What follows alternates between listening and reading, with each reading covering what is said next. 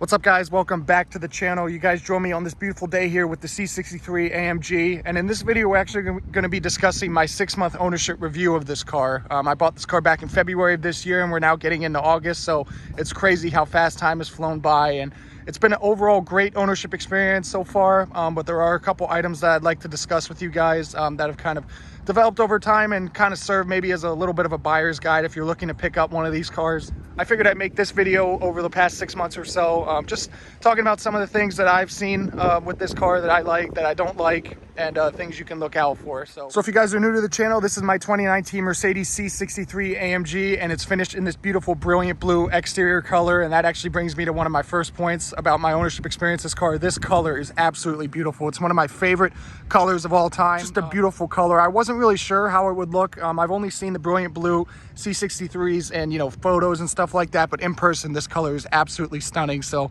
if you guys are looking for one of these cars, I highly recommend finding one in this color. However, on a not so good note, you can see right up front on the bumper here, this area of the piano black has started to kind of show a blue tint to it. It's kind of noticeable on that side, and it's really noticeable on the driver's side here because it's more in the sunlight. But yeah, my car being blue, it's actually not as noticeable overall, but on some of the other colors, it is definitely very noticeable. Mercedes is apparently aware of this. It's not a warranty or a recall or anything like that, but people have had this trim replaced at the dealer. I can't even imagine how expensive that might be, but yeah, just something to keep a lookout for when you're checking out one of these cars in person. One of the other items I'd like to point out to you guys is that this area inside the actual surround right here for the radiators and the cooling, I believe that's actually an oil cooler right there. Make sure if you're looking at these cars that you get in there and see how damaged kind of this area is. It is very susceptible to rock chips. If you have a facelift, they actually installed a grill right there, as you can probably see on that side. I'll see if I can get a better shot of it over here. Yeah, you can see mine are not too bad because this grill, like I said, was installed for the facelift models, and previous models, people were writing on the forums I saw of rocks just running right through the radiator. So make sure that that looks good, or at least they've been replaced. These wheels are, while they look beautiful, they're really difficult to keep clean, obviously, with all the spokes and everything. I've tried my best with these brake pads, also dust. I've looked into getting some minimal dusting pads, but right now you can see kind of on the inner barrel of the wheel, you still have a really tough time getting into there and getting the dust out. Moving along to the rear of the C63 here, one of the other things I'd like to point out to you guys is that there's no exterior trunk release. Some of the other Mercedes models, you'd be able to kind of push in on the three-pointed star here to open it up, but the only way to open the trunk from the exterior without using the key is to actually just use the kick to open function. So you put your foot under the bumper there. It is a power trunk, which is nice, but yeah, I really wish there was an exterior trunk release. So let's go ahead and hop in the C63 to show you guys another thing that's developed with this car. As you can probably already see, the seat belt extended. It has this extender mechanism here that brings the belt over to the driver. If you guys need to see that again, I'll go ahead and shut the door. It'll bring it close to the driver, which is great in principle. It makes it really easy to kind of reach over and grab the belt.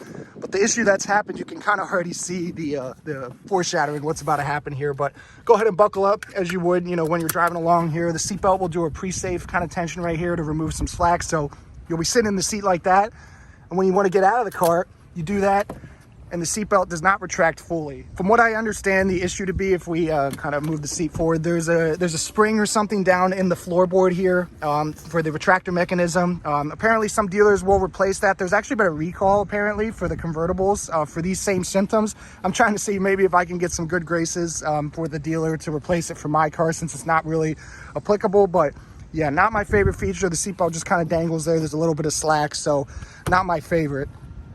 And just for consistency's sake, we're on the passenger side of the car now, obviously. I'll go ahead and buckle the belt up like you would over on this side. The pre-safe will remove the tension, and then if you want to remove it, go ahead and press the button. I'm not even applying any pressure. There you go, right back to the door. So I guess it just has to do with the mechanism, like I said, and the spring kind of being worn out over time. Look inside the rest of the C63. The visual appeal of this interior is absolutely amazing. I really like the way this interior looks. I love the waterfall kind of center console there. I love the carbon fiber trim. I love the Burmester speaker surrounds and everything. So if we take a look at the odometer, we're sitting at 24,485 miles. I purchased this car with around 21,500, so right around 3,000 miles or so in the past 6 months.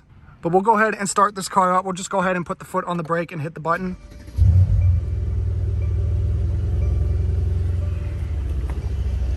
And obviously the exhaust on this car, I've talked about it many times already, but it's just amazing. 4-liter twin turbo V8. Pop the hood, show you guys the engine. There is one other thing I'd like to talk to you guys about under here. As you can see, 4-liter twin turbo V8, 469 horsepower in the standard C63, 510 in the C63S. But what I'd like to talk to you guys about under here is, you can probably already hear it, is the purge valve ticking. Apparently that is very normal on the M177 V8s. I was very concerned when I first bought this thing that there was a blown motor or something like that. But if you go ahead and put your hand on the actual mechanism, you can feel it doing its thing. People have had these replaced to varying degrees of success. Apparently there's an updated part out there. I may try and do that. It's not really that much of an annoyance for me, and it looks like it's a pretty quick kind of thing to replace. But yeah, overall, just something to be aware of. It is not a concerning thing with these cars, and it is very normal, like I said.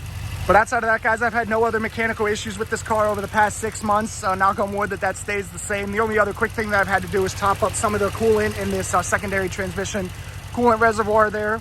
But yeah, this motor is amazing. Said it in a ton of my other videos. I love the way this thing sounds, the way this thing goes. It's just a great engine overall.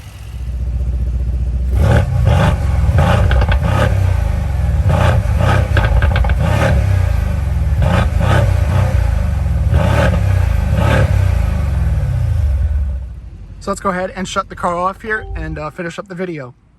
Well, guys, I hope you enjoyed the 6-month ownership review of my 2019 Mercedes C63 AMG. If you did enjoy this video, please be sure to give it a big thumbs up and subscribe for a ton of cool content coming very soon on this car, as well as my new car. If you guys haven't seen that video, I'll go ahead and link it in the top right-hand corner. But like I say, if you did enjoy it, please be sure to give it a big thumbs up and subscribe. And I'll catch you in the next one.